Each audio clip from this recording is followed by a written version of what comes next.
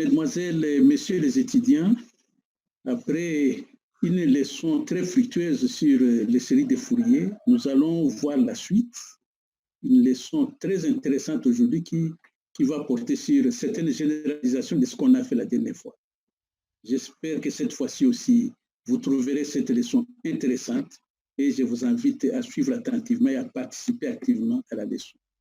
Bienvenue. Aujourd'hui, nous allons suivre la leçon numéro 2 qui porte sur les transformés et les intégrales de Fourier. Alors, ce sont des généralisations tout à fait naturelles des séries de Fourier dans deux directions différentes. Les transformés de Fourier vont constituer une généralisation des séries au cas des fonctions non périodiques et les intégrales de Fourier vont constituer une autre généralisation des séries de Fourier, mais cette fois-ci, quand on fait tendre le domaine de définition des séries vers l'infini.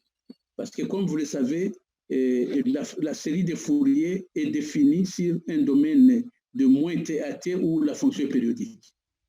Donc pour la série, la transformée de Fourier, nous considérons des fonctions qui sont définies comme étant localement intégrables. Bien sûr, c'est une restriction, c'est une classe particulière, mais en fait, c'est une classe assez large parce qu'on se rend compte que toute fonction continue est localement intégrable et donc les fonctions les transformés de Fourier sont définies pour une large gamme de fonctions parce que les fonctions continues constituent une classe majeure de fonctions en mathématiques. Par contre, l'inverse n'est pas vrai. Nous avons vu qu'une fonction continue est localement et donc globalement intégrable, mais l'inverse n'est pas vrai. Il existe des fonctions qui sont localement intégrables, mais qui ne sont pas continues.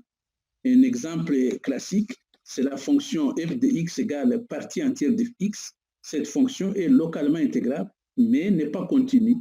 Et donc, on ne peut pas définir les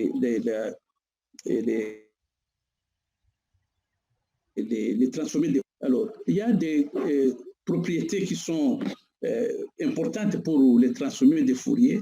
Et il y en a 4 que j'ai mentionnées ici.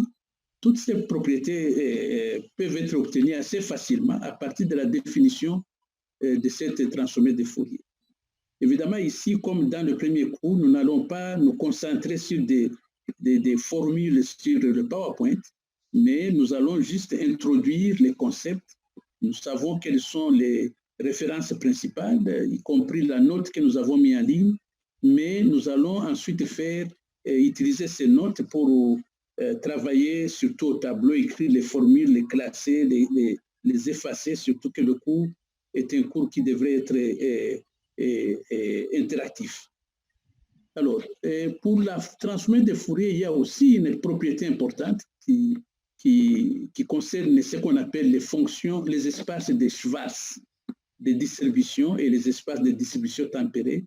La dernière fois, quand j'ai introduit le cours, je vous ai dit qu'il y a une partie importante du cours qui va porter sur ces espaces. Alors, nous avons cette propriété qui dit que la transformation de Fourier ou même la transformée de Fourier est une bijection de l'espace de Schwarz qu'on note SR sur lui-même. C'est-à-dire, c'est dans les deux sens. C'est une propriété importante de la transformée de Fourier. Il y a d'autres propriétés, mais nous allons les trouver dans le document de référence dont je vous ai parlé. Nous allons donc rapidement passer aux intégrales de Fourier. C'est la deuxième généralisation des séries de Fourier. Les séries de Fourier sont définies sur un espace de moins t à t où la fonction est périodique. Maintenant, quand la fonction n'est plus périodique, nous ne pouvons plus appliquer les séries de Fourier parce qu'elles ne sont pas définies. Et une des généralisations de ces fonctions, de les étendre en dehors de cet espace, c'est de considérer l'intégrale de Fourier qui est définie en fait pour le cas limite où t tend vers l'infini. Donc, au lieu d'avoir un intervalle ouvert ou fermé, mais limité, nous allons maintenant vers l'infini. C'est un cas aussi intéressant pour les applications.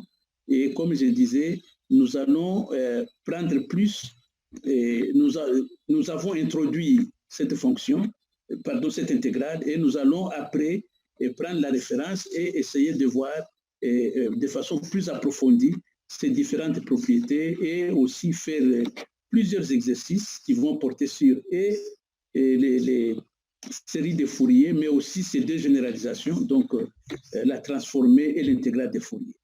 Voilà donc en guise d'introduction. Maintenant, je vais vous demander de prendre le document que j'ai mis en ligne pour que nous commencions à regarder attentivement les définitions, les propriétés et faire les exercices sur ces deux concepts que nous avons introduits aujourd'hui. Merci beaucoup.